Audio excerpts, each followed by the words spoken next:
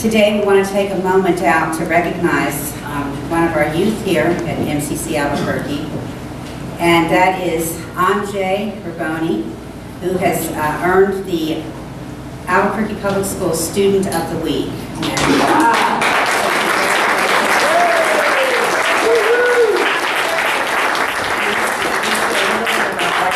Anjay, this is for you. Come on up.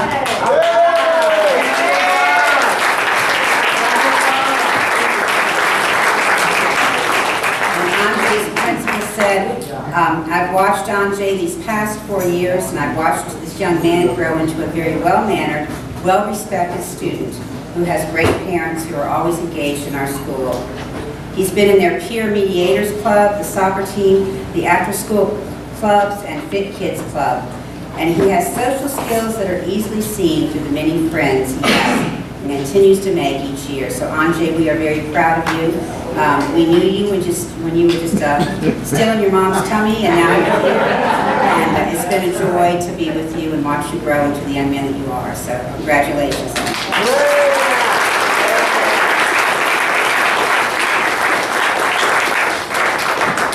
50 years ago, Troy Perry listened to the call of God in his life and had the courage to place an ad in the Advocate newspaper, inviting people to come and attend a worship service at his home. 12 people gathered that first Sunday, and they met in a small living room. I really wanted to try to make the worship space into a living room this week, but we would have needed like chairs, recliners, coffee tables, so it just didn't happen. But it's there, and just pretend it's there. But in that humble living room, a movement of God's people began, and so it continues today. The people that were there on that first Sunday shared communion, and we as a denomination share communion every Sunday. And why? Because when Troy began this movement, he said that many people had been denied the right to come forward and receive the gifts that Jesus had given to us. And he wanted people to be able to come to each Sunday to be able to receive communion. Today is also World Communion Sunday. Now, World Communion Sunday is a celebration observed by many Christian denominations, and it takes place on the first Sunday of every month. It promotes Christian unity, can you imagine that? It focuses on an observance of the Eucharist, or the Lord's Supper. And the tradition was begun in 1933 by a pastor who wanted to pull his church closer together. And it is an attempt to kind of remind us that we are one faith, one denomination, all of us together, and to know how important the Church of Jesus Christ is, and how each congregation is interconnected one with the other. And it continues worldwide. Hopefully it will continue to unite us and help us to see what we have in common instead of what we have different. I believe communion is a reminder to each one of us of the call of the realm of God which Jesus announced as he traveled the countryside with his followers. He invited everyone to come and share a simple meal with him. Sinners, tax collectors, prostitutes, the homeless, the religious leaders, all were invited. And I believe that Jesus exemplified the radically inclusive grace of God as he welcomed all people to come and break bread with him. Many people have probably heard of Jim and Tammy Faye Baker. People heard? Jim Baker was a famous televangelist, and he had a huge following in the Christian world, including a television show. In 1988, Jim Baker was indicted on 8 counts of mail fraud, 15 counts of wire fraud, and 1 count of conspiracy. And he ended up spending 6 years in federal prison. At that time, the son of Jim and Tammy Faye Baker was Jay Baker. He was just 12 years old. And he shared his story, and he says that at the height of his parents' popularity, everyone wanted to sit on the couch of Jim and Tammy Faye Baker. They were, after all, Christian superstars. When his father was indicted, the phone calls stopped. The friendships ended, the visits stopped, and no one wanted to sit on the couch of Jim and Tammy Faye. The trauma of his father's imprisonment, combined with the subsequent ostracism by others in the mainline church and the religious community, led Jay Baker to engage in a period of substance abuse and partying during his adult years. And during his youth, he had become deeply distrustful of other ministers, and he viewed televangelist Jerry Falwell to be instrumental in ruining his family.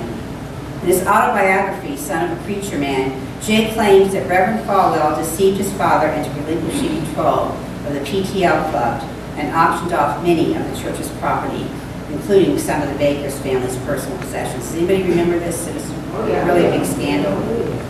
After Jay became sober, he re-examined his faith and re-examined Christianity. And he came to the belief that God is a loving and accepting God rather than a judgmental one.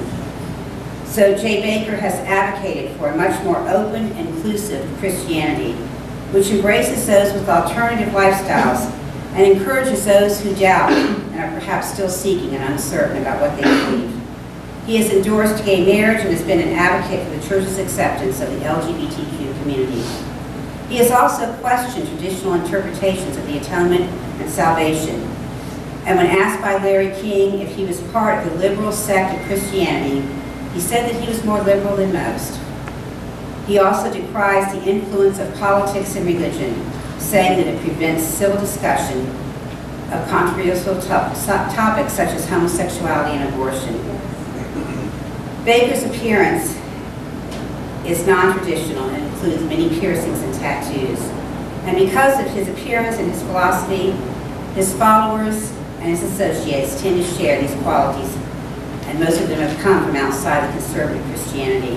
In 1994, he co-founded Revolution Church, a church much like MCC's, which welcomes all people. And they said their purpose is to love Jesus and to help change the lives of people. Jay Baker invited Rick Warren, people heard of Rick Warren, a great author, he wrote Purpose-Driven Life, to come and share a meal with him, to meet and to talk and to dialogue. Now, Rick Warren is pastor of Saddleback Church and a great writer. Some of his books have been on the best-selling list. And he's the pastor of the 6th largest megachurch in the United States. Yet Rick Warren holds conservative theological views and traditional evangelical views on social issues such as abortion and same-sex marriage. He also preaches abstinence over the use of condoms to prevent HIV and AIDS. And Rick Warren refused to meet with Jay Baker. And yet, the act of eating together with somebody, the act of sharing a meal, is a symbolic act in Scripture whereby we accept, bless, and honor each other, even people we may disagree with theologically or politically. After all, Rick Warren is the one who defended himself in 2012 after meeting with Muslim leaders, and he shared a meal with them, and then traveled to Syria and started a ministry to end the misunderstandings between Muslims and Christians.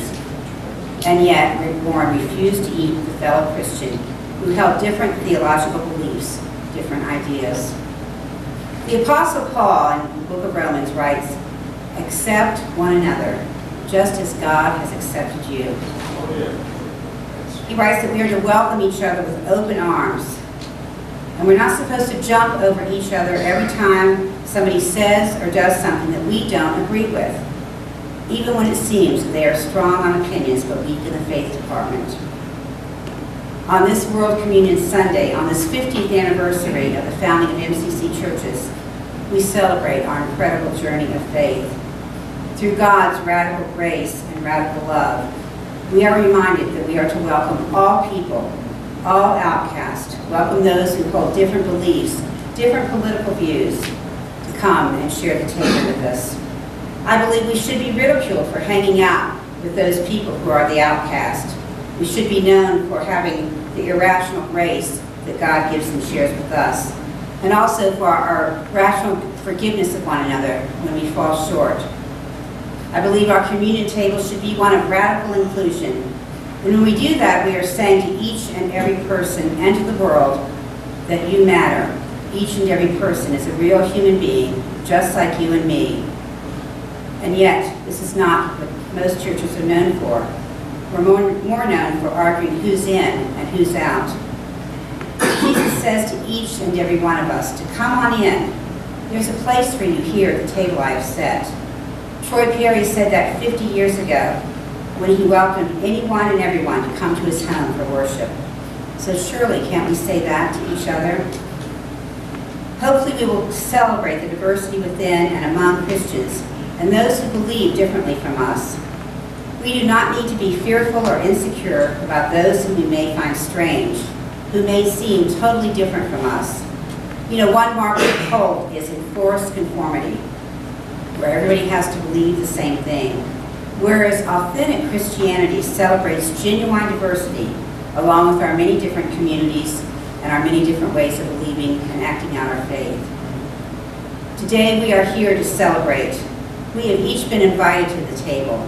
We come from different places, different stories, generations, orientations, genders, and expressions, and yet God has invited each one of us to come to this table. It is a table of remembrance, a table where we each truly belong. And today we are here, for we have set a table open for many. Today you're invited to come forward, and we're going to be given a, like when you go to a fancy dinner, you get a place card with your name on it. The ushers are going to pass you out a place card, and I'm going to invite you to write your name on the front of it. And if you like, you can write your name, a name of somebody who you wish could come to this table on the inside. And then after I close my sermon, you're going to come forward and place it on this table. I believe God's challenge for each one of us today is to live into that invitation that all are welcome. For all of us are truly welcome, but not all can hear the invitation, and not all can claim their place at this table. There is still much work to be done. Therefore, let us celebrate God's charge and God's invitation, remembering our history, facing our unfinished presence, and hoping for God's future. All of us have heard the invitation many times, and some of us have said it often. And we all know what it is, that wonderful news that MCC celebrates and tells again and again, that all are welcome. So now I invite you to hear it again with new ears and new thoughts, that all are welcome. And this is what we say after we're done consecrating communion. In Metropolitan community churches around the world, we celebrate an open communion table. With this, we mean that we do not ask if you belong to this church or any other church at all. For we know that this table is God's table, and this invitation is God's invitation. If you hear or feel this invitation to experience God at this table, then you are welcome. Around the world, we celebrate in many places in many ways, in many different languages. We celebrate in large communities and small gatherings, on large altars in beautiful churches, and on a wooden table in a kitchen, hiding from the hate of our world.